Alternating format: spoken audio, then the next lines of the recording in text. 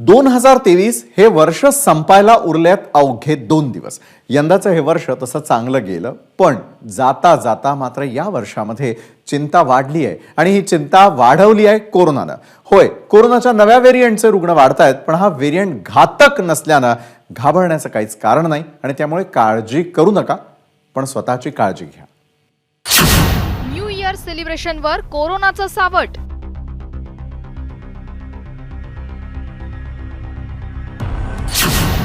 पुढचे 10 दिवस काळजीचे.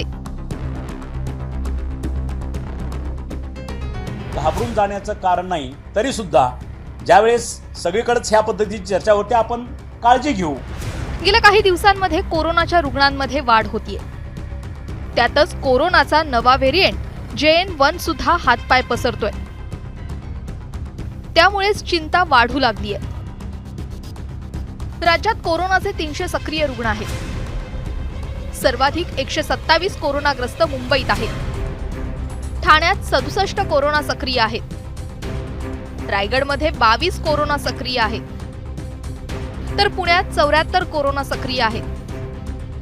देशात 26 डिसेंबर पर्यंत JN1 चे 109 रुग्ण आढळले.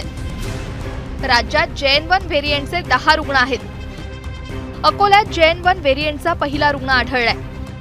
दिनांक 23 डिसेंबर रोजी जिल्हा आरोग्य अधिकारी कार्यालय अकोला येथे जे सॅम्पल होतं त्या सॅम्पलचा जिनोमिक सिक्वेन्सचा रिपोर्ट प्राप्त झाला. त्याच्यामध्ये तो रुग्ण JN1 करता पॉझिटिव्ह असल्याचे सांगण्यात आले. सध्या स्थितीतही आमच्या आरोग्याच्या टीमने त्यांना पुन्हा 2 दिवसाआधी पण भेट दिली होती त्या फॅमिलीला. तर तिथे सध्याच्या स्थितीत त्यांच्या घरात कुणीही सिम्प्टमॅटिक नाही आहे आणि ते पूर्णतः स्वस्थ आहे. नव्या व्हेरियंटचे रुग्ण दिवसेंदिवस वाढत आहेत. याच पार्श्वभूमीवर आरोग्य विभागही अलर्टवर आलंय. राज्यात पुन्हा कोरोना टास्क फोर्स स्थापन करण्यात आली आहे. या टास्क फोर्सच्या अध्यक्षपदी भारतीय वैद्यकीय संशोधन परिषदेचे माजी अध्यक्ष डॉक्टर रमण गंगाखेडकर यांची नियुक्ती करण्यात आली आहे. आरोग्य मंत्र्यांच्या अध्यक्षतेखाली या टास्क फोर्सची बैठक पार पडली आहे. याच बैठकीत कोरोनाच्या वाढत्या रुग्णसंख्येचा आढावा घेण्यात आला. तर पुढील 10 ते 15 दिवस आरोग्य यंत्रणेनं आणि नागरिकांनी सतर्क राहण्याच्या सूचनाही देण्यात आल्या. हा फास्ट स्प्रेड होत असला तरी आपल्याला घातक असा नाहीये, त्यामुळे घाबरून जाण्याचं कारण नाही, तरी सुद्धा ज्यावेळेस सगळीकडेच ह्या पद्धतीची चर्चा होते, आपण काळजी घेऊ. ज्या ठिकाणी लोकांना अशा डायबिटिक असतील, कोणाला हेवी डिसीज असतील, तर अशा लोकांनी अशा गर्दीत जाणं कृपया टाळावं. आपल्या कुटुंबाचा विचार करावा आणि थोडं आयसोलेशन राहावं, थोडं प्रिकॉशनरी मेजर्स घ्याव्या. गर्दीच्या ठिकाणी जात असेल तर मास्कचं कंपल्शन अजिबात नाही, पण स्वतःच्या काळजीसाठी, स्वतःच्या कुटुंबियाच्या काळजीसाठी आपण मास्क वापरावं, हे मी आव्हान करतोय. कंपल्शन अजिबात नाहीये. सध्या ख्रिसमसच्या सुट्ट्या सुरू आहेत. अनेक जण न्यू इयर सेलिब्रेशनसाठी बाहेर गावी गेले. अशा सगळ्यांना नाशिकमध्ये आल्यानंतर मात्र टेस्ट करावी लागणार आहे.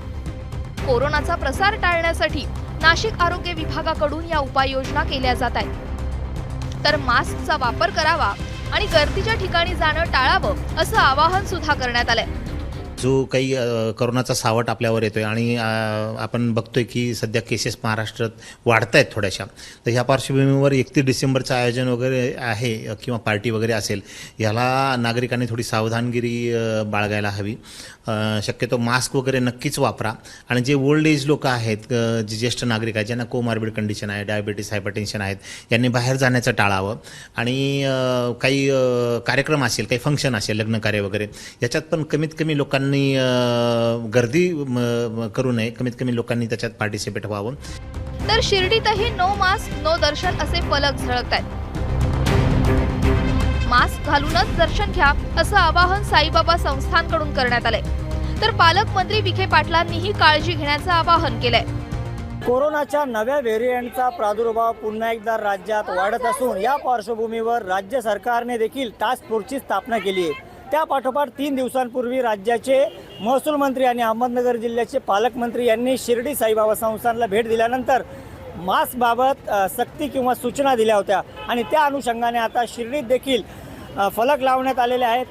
मास्कशिवाय प्रवेश मिळणार नाही आणि मास्क घालूनच दर्शनाला या, असं आव्हान या फलकामधून आता केलं जातं. एकूणच जर पाहिलं तर 31 डिसेंबर सरत्या वर्षाला निरोप आणि नवीन वर्षाच्या स्वागतासाठी कुठेतरी मोठी गर्दी ही शिर्डीत असणार आहे आणि नव्या व्हेरियंटचा किंवा कोरोनाचा प्रादुर्भाव होऊ नये या अनुषंगाने देखील आता साईबाबा संस्थान सतर्क झाला आहे.